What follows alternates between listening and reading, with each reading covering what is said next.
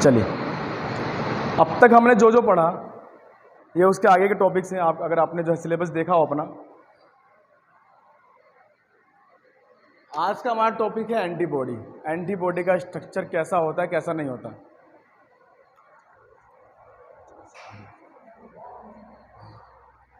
सब ठीक कर दूंगा 2 मिनट में, आगे आगे बैठ चुपचाप। Antibody structure and the function. Antibody का कैसा स्ट्रक्चर है, कैसे उसके फंक्शन है। तो सबसे पहली चीज, an antibody also known as immunoglobulins. इसका दूसरा नाम क्या है? इम्यूनोग्लोबुलिन्स। ये वाई शेप्ड प्रोटीन्स है। कैसे प्रोटीन है? वाई शेप्ड होती है इनकी। अभी मैं आपको शेप भी दिखाऊंगा। They are mainly produced by the plasma cells that is used by the immune system to neutralise pathogens. जितने भी बैक्टीरिया हैं, वायरसेस हैं, उन सबको मारने के ना काम आती है, यानी कि न्यूट्रलाइज करने का काम आती है। They are found in the blood और other body fluids of the vertebrates, जिनके पास वर्टिब्रल कॉलम होता है। अब वर्टिब्रल कॉलम क्या होता है? तो थर्ड ईयर में आगे से क्या, जो रीढ़ की हड्डी है ना, वर्टिब्रल कॉलम, ठीक है। वर्टिब्रेट मतलब जिनमें वर्टिब्रल है उनको वर्टिब्रेट कहते हैं, ठीक है। Antibodies are the key element in the adaptive immune system. जो हमारी अडेप्टिव इम्यून सिस्टम होता है, मेनली उसके लिए बहुत इंपॉर्टेंट है, यानी कि की एलिमेंट है। The antibodies recognises a unique part of the foreign target called an antigen. अब एंटीजन की मैंने आपको एक फुल फॉर्म लिखवाई थी, नाम याद है आपको? फुल फॉर्म क्या है? Antibody generator. ये लिखाया था बेटा? लिख लिख लिख, बोल मत, लिख। एंटीबॉडी जनरेटर, ठीक है। Each tip of the Y of an antibody. जो वाई का ये जो ऊपर की टिप है ना, टिप, वो क्या करते हैं? वो एक स्ट्रक्चर बनाते हैं, लाइक ए लॉक की तरह। लॉकेन की पढ़ा है? लॉकेन की हाइपोथेसिस पढ़ी है? हाँ, अरे पढ़ी होगी भैया, एंजाइम के अंदर बायोकेमिस्ट्री में पढ़ी होगी अच्छे से, लॉकेन की हाइपोथेसिस। तो वो लॉक की तरह होता है और वो एंटीजन को बिल्कुल अपने अकॉर्डिंग ढाल लेता है। जैसे उससे एंटीजन ढलता है वैसे क्या होगा? इसको बाइंडिंग हो जाती है, ठीक है। हम ये लोग तो आप खैर छोटे के लिए पढ़ लोगे, हम लोग डायरेक्टली दिखाता हूं मैं आपको। इस तरह से बना बना बना बना भाई से। एंटीजन आपको अलग अलग टाइप के दिख रहे हैं, शेप अलग अलग दिख रही है, दिख रहा है नहीं दिख रहा? हाँ। और एंटीबॉडी दिखाई दे रही, कैसी है? एंटीबॉडी का ये जो अपर पार्ट है ये अलग अलग रंग से दिखा रखा है, और ये जो लोअर पार्ट है ये अलग रंग से दिखा रखा है। तो कोई रीजन है इसका, बिना कारण कुछ नहीं होता, ठीक। और ये जो अपर पार्ट है जहां पे एंटीजन बाइंड कर रहा है, इसे बोलते हैं एंटीजन बाइंडिंग साइट। क्या कहते हैं? Antigen binding site. तो भाई घबरा मत, मैं तेरी भलाई के लिए पढ़ा रहा हूं बेटा। मैं हर बच्चे के लिए उतना ही हूं, है ना। मेरे सब के सब एक जैसे हैं। अगर डांटूंगा भी ना, मारूंगा भी, तो मैं तेरी भलाई के लिए करूंगा बेटा, ठीक है। इसे क्या बोलते हैं? Antigen binding site.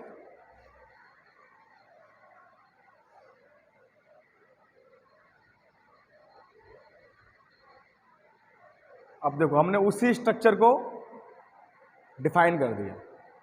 थोड़ा सा यहाँ पे केमिस्ट्री भी आ जाएगी, आपको थोड़ा और अच्छा लगेगा। जितना ज़्यादा रंगीन स्ट्रक्चर होता है ज़्यादा अच्छा भी लगता है, मज़ा आता है ना। तो देखो, हमने बहुत रंगीन बना दिया। अब इसको हम ऊपर से नीचे तक, एक डायग्राम अपने आप में बहुत कुछ कहता है। अगर आप ढंग से समझेंगे ना, तो डायग्राम में बहुत कुछ मिलेगा आपको। लाइट चेन, हैवी चेन लिखा हुआ है। ये जो आपकी पूरी चेन चल रही है ना, this chain is heavy chain, this chain is light chain, और ये बोथ साइडेड है, ये बोथ साइडेड है।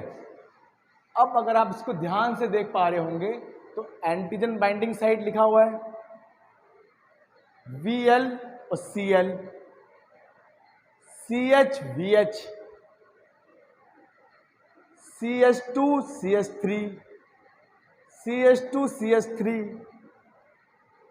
सबके नाम अलग अलग रखे हुए हैं और इनके बीच में डाइसल्फाइड बॉन्ड बना हुआ है जो इनको आपस में जोड़े हुए हैं।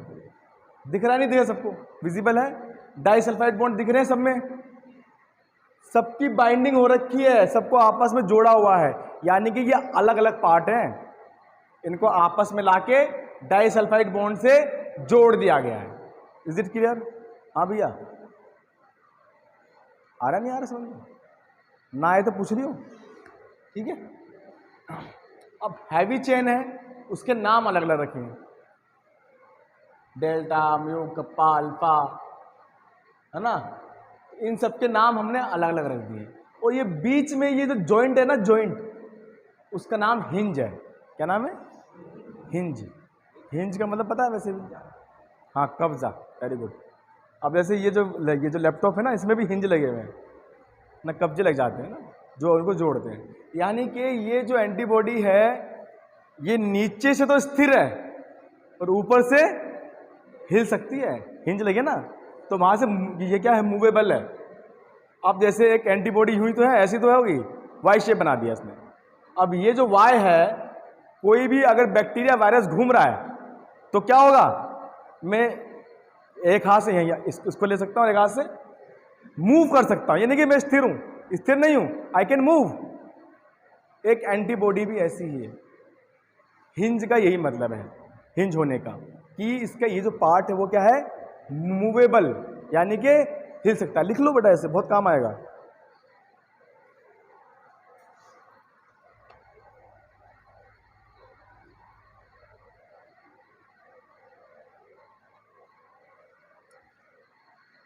Antibody structure.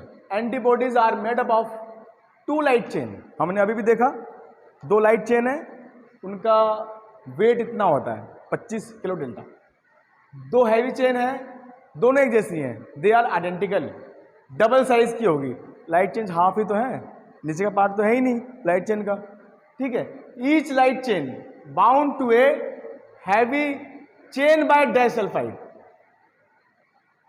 देखा था ना आपने, ना किससे बाइंड हो रखी है वो, डाइसल्फाइड बॉन्ड से बाइंड हो रखी है। इंपॉर्टेंट है ये बहुत, एग्जाम में आ सकता है, अगर आप जीपेट देंगे तो जीपेट में आ सकता है ये वाला question.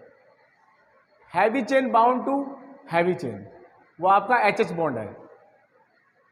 First 100 amino acids of amino terminal very of both H and L chain are variable, refer to as VL, VH, CH, CL। हमने देखा भाई, जो आपका जो ये टर्मिनल है ये हंड्रेड्स ऑफ अमीनो एसिड्स हैं। अब हमने उसमें से एक नाम रख दिया VL, L for light chain, VH heavy chain, CH heavy chain, CL light chain. हमने अपने नाम दिए ही ताकि हमारे लिए इजी हो समझना। अब मैं 100 के 100 अमीनो एसिड तो याद नहीं कर सकता। अगर मुझे पता भाई ये पार्ट अलग से बनाया गया, हमने उसका एक नाम रख दिया VL, ठीक है। L for light chain, light chain का पार्ट है, ठीक। CDR, ये बहुत इंपॉर्टेंट है, इसको लिख लो आप। CDR complementary determining regions are what bind AG। जो AG के साथ बाइंड करते हैं, एंटीजन के साथ जो बाइंड करते हैं ना एंटीबॉडी, वो जो पार्ट है, अभी मैं दिखाऊंगा इमेजेस में आगे, उसको बोलते हैं CDR। क्या कहते हैं? CDR। Remaining regions are very similar within same class. आज तू घर जाएगा ना, मैं कैसे जाता, बस से जाता, कैसे जाता है? बस से। बस में ना फोन लाता है, मेरे सारे लेक्चर ऑनलाइन पड़े हुए हैं, बैठ के आराम से कहीं से भी आप देख सकते हैं। ठीक है, हर लेक्चर में तुरंत 1-2 घंटे में अपलोड हो जाता है वो। जैसे नेट मिलेगा मुझे मैं तुरंत अपलोड मार दूंगा, क्योंकि इतना स्पेस ही नहीं मेरे पास फ़ोन में। उसमें 7-7 GB के बनते हैं ये, तो हाथ का अपलोड मार के फटाफट, तो आप 2 घंटे बाद भी इसे एक्सेस कर सकते हैं। ठीक है, सीखने का होना चाहिए मन, बहाने नहीं सुनने मुझे नहीं आता ना, खून मेरा खुल जाता सब, आना चाहिए। चलो भाई आगे देखते हैं।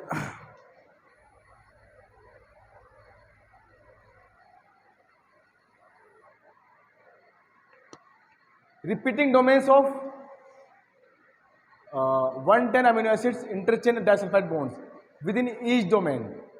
Like heavy chain में 1 VH है, either 3 और 4 CH है, लाइट चेन में VL है, CL है, हिंज रीजन, ये सब क्या है, ये अलग अलग अमीनो एसिड की चेन है। बहुत सारे अमीनो एसिड्स हैं, उनको हमने एक नाम दिया है, VL, CL। ठीक है, इनके हम लोग वेट से डिफाइन करते हैं, जैसे कि हमने अप्रोक्सीमेटली कर दिया ना, 110 अमीनो एसिड का बना हुआ है।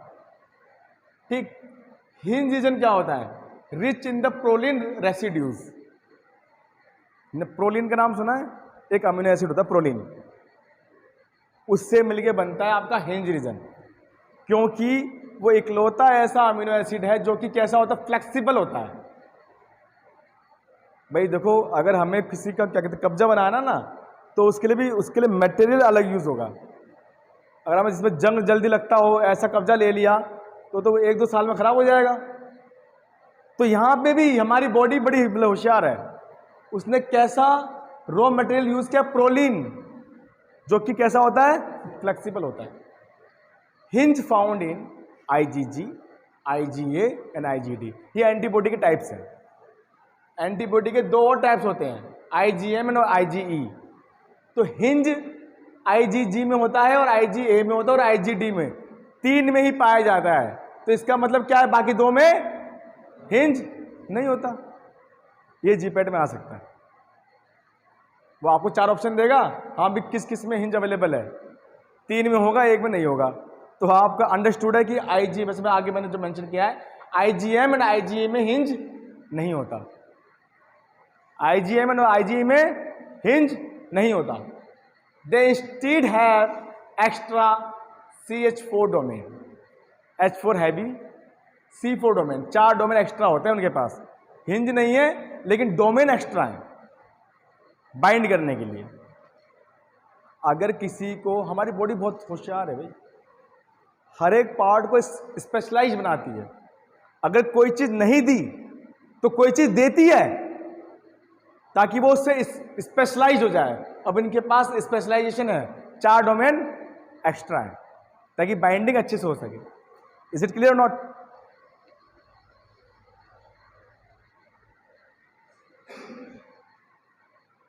अब ये इमेज अपने आप में बहुत कुछ कह रही है, आप देखें ध्यान से, पहले इमेज को ध्यान से देखें, आपको बहुत कुछ समझ में आ जाएगा। एंटीजन दिख रहा है, लेफ्ट से स्टार्ट करें पहले। Antigen,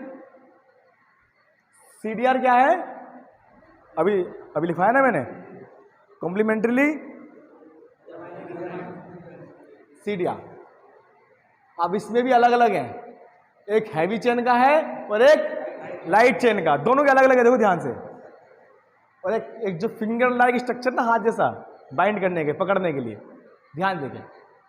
VL, VH, CL, CH, they are binded by the disulphide bond. बीच में डाइसल्फाइड बॉन्ड है आपका, वहां पे CDR है 3, L1, L3, L2, H1, H3, H2, 3 binding side दे दी अलग अलग, सेम इधर। अब यहां पे हमने बाहर से दिखा दिया, यहां पे हमने बाइंड होते हुए दिखाया है। अब ये क्या है, एंटीजन बाइंडिंग साइट, एंटीजन आया फटाफट से कैच कर लिया, बाइंड कर लिया हमने। और ये अपर रीजन क्या है, फैब रीजन। फैब रीजन आपका अनस्टेटिक होता है, यानी कि जो हिल डुल सकता है, मूवेबल होता है, शेप चेंज कर सकता है। बट FC रीजन, ये वाला नीचे वाला देखा हो ना, ये स्टैटिक होता है, ना हिलेगा ना डुलेगा ना ही शेप चेंज करेगा। ठीक है, और ये बीच में हमने स्प्रिंग लगा दी, देखो मतलब घूम सकता है ना इजीली, मूवेबल है। ये डायग्राम बहुत इंपॉर्टेंट है। अगर एग्जाम में आपके एंटीबॉडी आ गया तो कुछ नहीं, सिंपल ये डायग्राम बनाना है। पहला काम ये डायग्राम बनाना है। वो पढ़ेगा भी नहीं आगे एग्जामिनर, वो डायग्राम देख के नंबर दे देगा। भैया समझ आ रही है? हाँ भैया समझ में आ रहा है? ठीक है बेटा है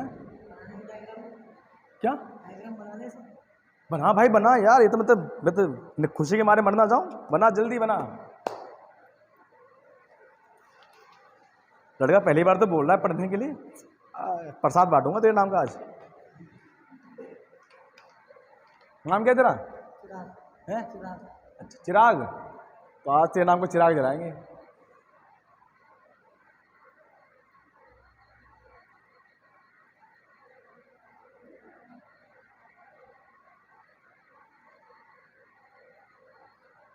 बायोटेक्नोलॉजी लेकिन इंटरेस्टिंग है, देख लो कितना मजा आता है पढ़ने में।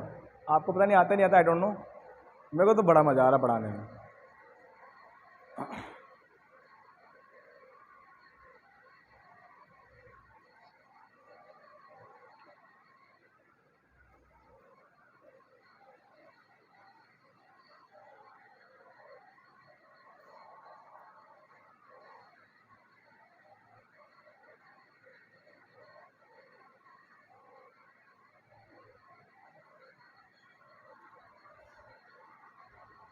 फास्ट फास्ट इन डायग्राम्स की ना प्रैक्टिस कर लेना एग्जाम के से पहले, क्योंकि वहाँ पे अगर डायग्राम बना दिया तो मतलब 7 नंबर का अगर आया क्वेश्चन, 4 नंबर पक्के हैं डायग्राम के। क्योंकि हम जैसे लोग ही तो आएंगे चेक करने के लिए। हमारे पास आईडी वगैरह आती चेक करने की, हम लोग ही चेक करते हैं।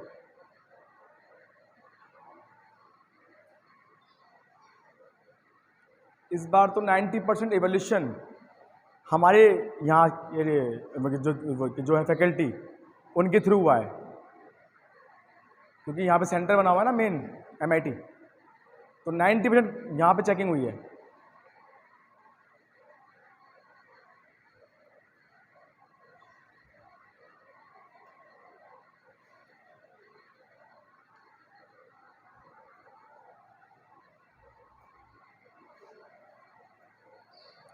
जल्दी बनाओ यार, टाइम भी खत्म हो रहा फटाफट।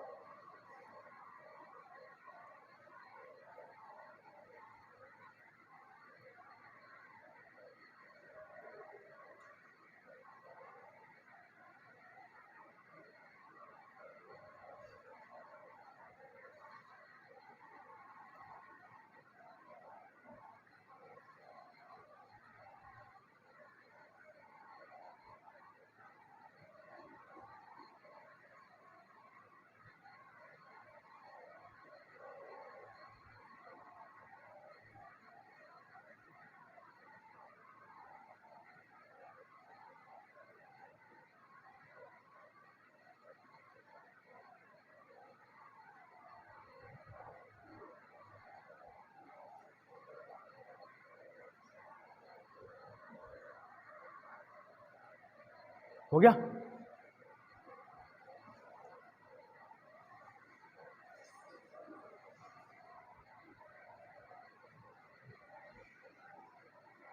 हो गया भाई?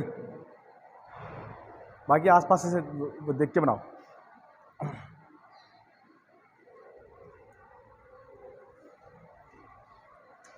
देखो मैंने अब अलग अलग पार्ट को, अब उसी डायग्राम को थोड़ा सा और स्पेसिफाई कर दिया। And antibody consist of the 4 polypeptides होते हैं, 2 अडेनिन चेन होती है, हम सबको डिफाइन कर दिया। लाइट चेन ये है, हैवी चेन ये है, ये आपका एसएस बॉन्ड है, ये आपकी हिंज है। Is it clear? Same diagram है जो मैंने अब तक पढ़ाया है, उसी को मैंने डिफाइन कर दिया। ये आपको मुझसे PPT में डाल दूंगा आज, है ना? आपके साथ ही ना, है ना? आप दे देना। देखो अब सिंपल, अब भाई हमने एंटीबॉडी पढ़ ली, स्ट्रक्चर देख लिया, वो काम कैसे करती है, मेनली फंक्शन कैसे कर रही है, तो फंक्शन ऐसे कर रही है भाई। हमने कल पढ़े थे आपके डेंड्राइटिक सेल्स। डेंड्राइटिक सेल्स क्या करते हैं? एंटीजन नहीं प्रोटेक्ट नहीं करते, निकाल लेते हैं। बैक्टीरिया को मारेंगे और जो उसके ऊपर के एंटीजन है उसे उखाड़ेंगे और फिर लाके ये किसे देंगे, टी सेल को देंगे। इसलिए उनका नाम ही है APC, antigen presenting sales. Antigen को प्रेजेंट करना, थाली में लेके आएंगे, लो भैया इस पर रिसर्च करो, अब इसके खिलाफ एंटीबॉडी बनाओ, हमारा काम खत्म। तो यही एपीसी ने एंटीजन टी सेल को दे दिया। T cell require antigen presenting by the dedicated APC. और दूसरी चीज, अब जो बीसीआर है यानी कि जो आपके बी सेल्स हैं, एक तो टी सेल है, बी सेल है। बी सेल क्या करते हैं, बी सेल एकदम पुलिस वालों की तरह हमारे यहाँ, जैसे पुलिस वाले पेट्रोलिंग करते रहते हैं, घूमते रहते हैं रात भर पेट्रोलिंग करते हैं, ऐसे ही बी सेल घूमते हैं हमारी बॉडी में, ब्लड में। जहां भी इंफेक्शन दिखाई दे तुरंत पकड़ लेते हैं उसे the BCR directly recognises its coordinate antigen, उससे पकड़ लेते तुरंत और वहां से उसका एंटीजन निकाल लेते हैं। ठीक है,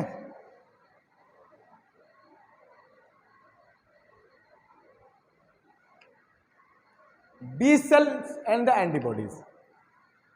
सबसे पहला सेल जो है वो भी बी सेल है, बट दे मतलब वो इनएक्टिव है अभी।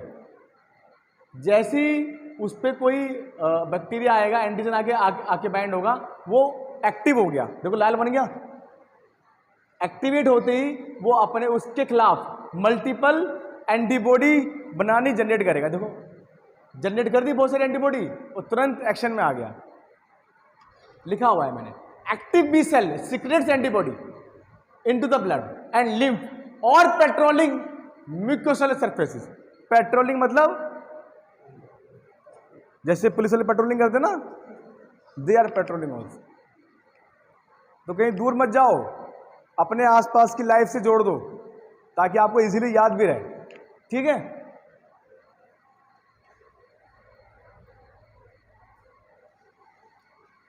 देखो नाइव का मतलब नया, भोला भाला बच्चा। अब जैसे बच्चा जो होता है ना बिल्कुल नाइव होता है ना, उसमें छल कपड़ कुछ नहीं होता ना। धीरे धीरे जैसी बढ़ता है वैसी झूठ बोलना भी सीखता है, चोरी करना भी सीखेगा, हैं रोना है, वो जानबूझ को रोएगा भी दिखाने के लिए। तो जब तक वो ये सब कुछ नहीं सीखता वो क्या नाइव है। तो ऐसी भी नाइव सेल्स होते हैं हमारे पास। नाइव मतलब उनको भी कुछ नहीं पता, जैसे ही एंटीजन जाके बाइंड करेगा वैसे क्या होंगे, एक्टिव हो जाएंगे। और एक्टिव होती मल्टीपल एंटीबॉडीज बनानी स्टार्ट कर देंगे और वो एंटीबॉडी न तुरंत उस पर एक्शन स्टार्ट करेगी।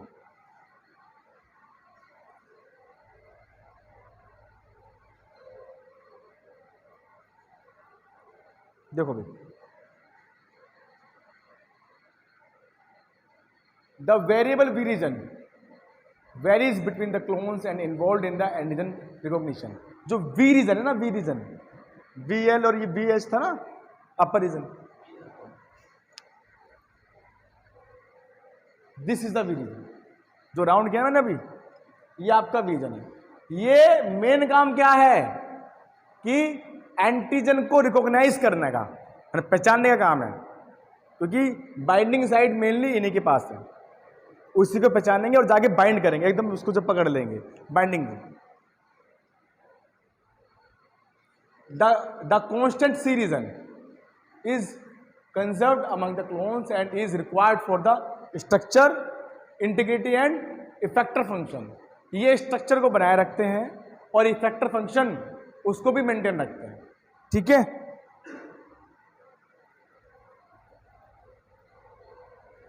देखिए, the unique structural architecture and the antibodies allows multiple highly diverse antigens to induce identical effector functions. अब देखो एंटीजन अलग अलग तरह के हैं हमारे, उसके अकॉर्डिंग हमारे जो वेरिएबल रीजन है, वेरिएबल मतलब जो बदल सकता है, वेरी करता है, चेंजेबल, शेप चेंज कर रहा है आपने। देखो पहला एंटीजन कैसा था, उसके अकॉर्डिंग शेप कर ली, दूसरा एंटीजन कैसा है, शेप चेंज हो गई, फिर देखो शेप चेंज होगी, वेरिएबल रीजन। कितना इजी समझना।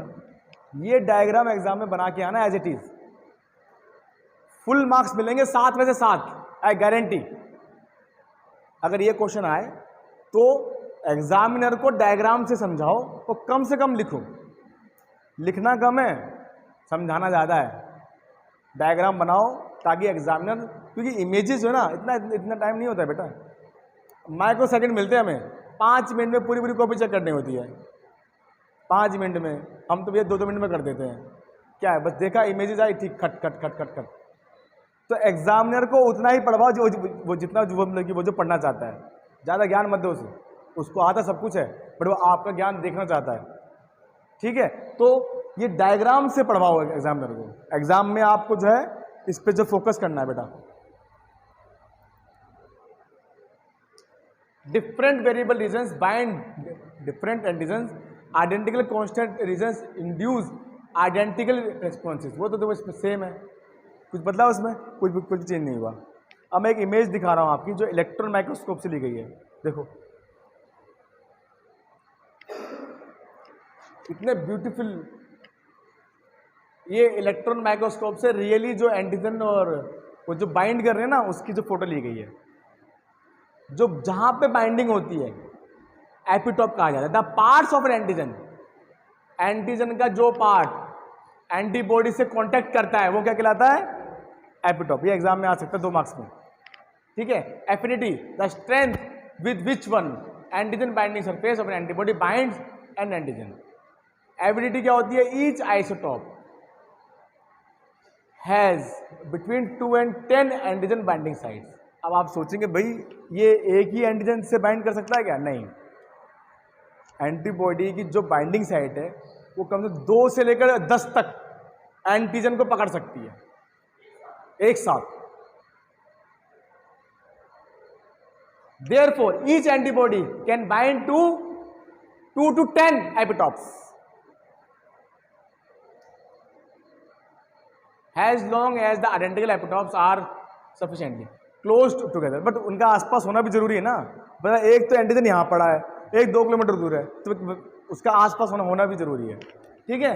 इज इट क्लियर नॉट, समझ में आया। ये बहुत ही ब्यूटीफुल इमेज है, देखो ये इलेक्ट्रॉन माइक्रोस्कोप से ली गई है। कितना देखो एंटीजन और वो एंटीबॉडी बाइंड कर रहे हैं, इस तरह से दिखाई देते हैं असली में। आपकी बॉडी एंटीबॉडी कोरोना को मारती हुई है, इस तरह से इमेज देखो कितनी ब्यूटीफुल इमेज आती है।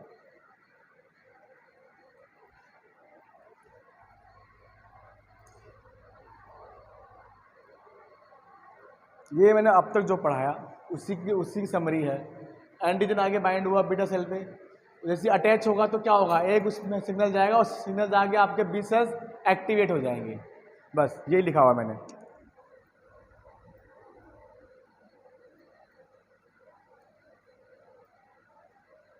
This is how B cell activate.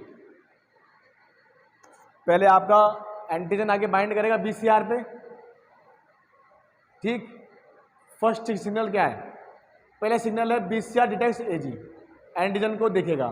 Second है पीआरआर डिटेक्ट्स पैम्प रिसेप्टर होते हैं हमारे, पैम्प रिसेप्टर भी आपके एंटीजन को के साथ बाइंड करते हैं। Then it will be activated, फिर ये एक्टिव बी सेल में आपको जो है मतलब कि कन्वर्ट हो जाएगा। देन दूसरा एक्टिवेशन क्या है, by the T cell dependent.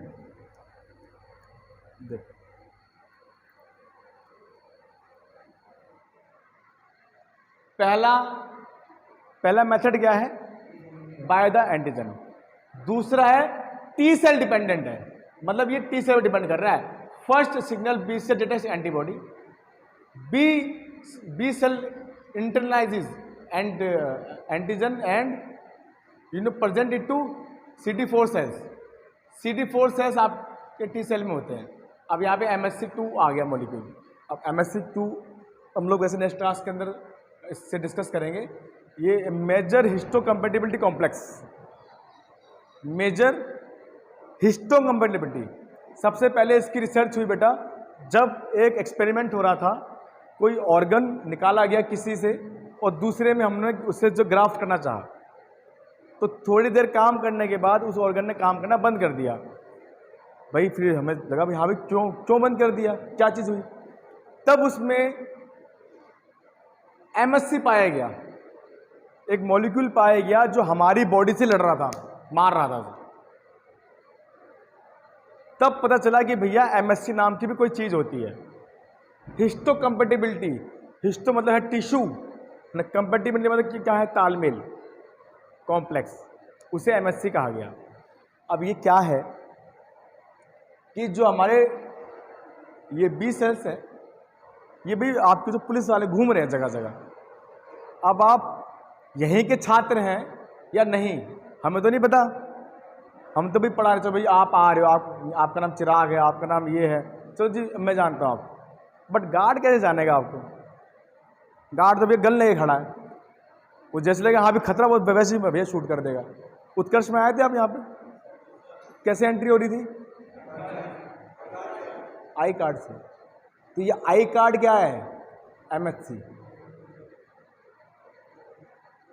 आपके पास आई कार्ड होना चाहिए। हमारे हर सेल के पास एक आई कार्ड है हमारे नाम का। जो सेल अपना आई कार्ड भूल जाता है उसे तुरंत मार दिया जाता है। This is our immunity. हम कहते हैं ना कि हमारी ऑटो इम्यून डिजीज हो गई है। वो ऑटो इम्यून डिजीज क्या है? क्या है वो? हमारे सेल, जो हमारी इम्यूनिटी है वो हमारे सेल को मार रही है। क्यों? आइडेंटिफिकेशन कार्ड नहीं है उनके पास, या फिर हमारे गार्ड बागी हो गए हैं, हमारे गार्ड याददाश्त चले गए, कुछ भी हो गई है, वो जो भी सामने भैया गोली मारते जा रहे हैं। This is auto immune disease. तब समझ में आया कि भैया एमएससी नाम की भी चीज होती है, मेजर हिस्टोकम्पैटिबिलिटी कॉम्प्लेक्स। वो मैं डिस्कस करूंगा आगे भी, ठीक है। तो ये इस तरीके से भी एक्टिवेशन होता है, बीटा सेल एक्टिवेशन। अब तक एक्टिवेट नहीं है, लेकिन टी सेल अटैच करेगा और इसे एक्टिवेट कर देगा। समझ में आया? दो मेथड हमारे।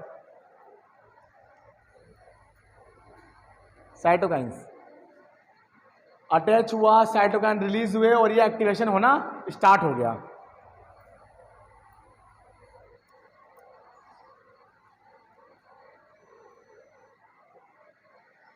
अब भी अलग अलग टाइप के इम्यूनोग्लोबुलिन्स होते हैं। टाइप ए, ठीक है, then IgD, IgE,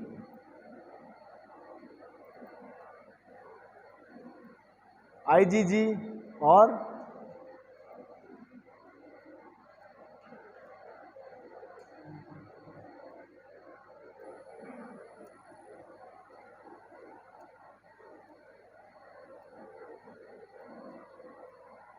IgM. Isotype कहाँ से निकलते हैं, क्या क्या फंक्शन है, ठीक है। और ये जितने भी इसमें स्लाइड्स हैं सब मैंने बहुत ध्यान से बनाई ताकि आपको इजी लगे मैं समझने में। हर एक स्लाइड का एक अपना मतलब है। ये आईजीए के बारे में पहले अगर आप इसको पढ़ेंगे तो आपको समझ में आएगा। पहले सेल्फ रीडिंग करनी है, अगर नहीं समझ में आएगा तो मैं एक्सप्लेन करूँगा। आई डोंट थिंक कि समझ में ना आए, ऐसा नहीं हो सकता, क्योंकि अब तक जितना हमने पढ़ा है ना उसी के बेसिस पे सारा है, ठीक है। वही हिंज रीजन है, वही जे चेन है, आईजीए है, कहाँ से यूज हो रहा है, कहाँ पे इसका फंक्शन है, म्यूकोसर इम्यूनिटी देती है, नियोनेटल पैसिव इम्यूनिटी में काम आती है आपकी। आईजीडी, इसका फंक्शन अभी तक नोन नहीं है कि कहाँ से निकलती है, और नाइट बी सेल में एंटीजन रिसेप्टर की तरह काम करती है। आईजी हमारे मस्ट सेल्स को एक्सप्रेस करती है, स्टिमुलेट कर देती है, और ज़्यादातर हमारे एलर्जिक रिएक्शन के लिए, हाइपर सेंसिटिविटी रिएक्शन के लिए ये जिम्मेदार रहती है, ठीक है। जैसे किसी को अगर अस्थमा का अटैक आया है तो वहाँ पे क्या मिलेगा आपको? आईजीई। क्योंकि आईजीई में क्या है, आपके जैसे धूल मिट्टी गई, खांसी उठ रही है, बार बार सांस लेने में दिक्कत हो रही है, तो वहाँ पे आईजीई एंटीबॉडी का एक वो टेस्ट होता है कि भाई कितनी बड़ी हुई है, ठीक है। और अस्थमा में आप देखते हैं कि एंटी हिस्टामिनिक वो मतलब कि मेडिसिन ली जाती है, जैसे कि मोंटेलुकास्ट, नाम सुना है? मोंटेलुकास्ट दी जाती है, या फिर सिट्रीजिन दे देते हैं एंटी हिस्टामिनिक। या फिर और क्या आती है? हाँ लेकिन भाई नाम बता से क्या है? फैक्सो, गलत नाम बता रहा लेकिन तुम। एमजी तो सही बता रहा लेकिन तू नाम ढंग से नहीं बता पा रहा। फैक्सोफिनाडिन, फैक्सोफिनाडिन।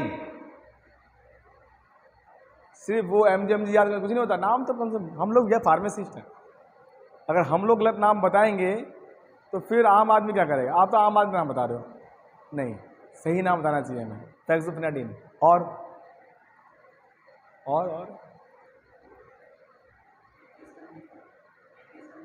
हाँ क्लोरफेनामिन, हाँ और प्रोमेथाजिन, हाँ और प्रोमेथाजिन कहाँ पे काम आती है? इसका जो फंक्शन क्या है प्रोमेथाजिन का?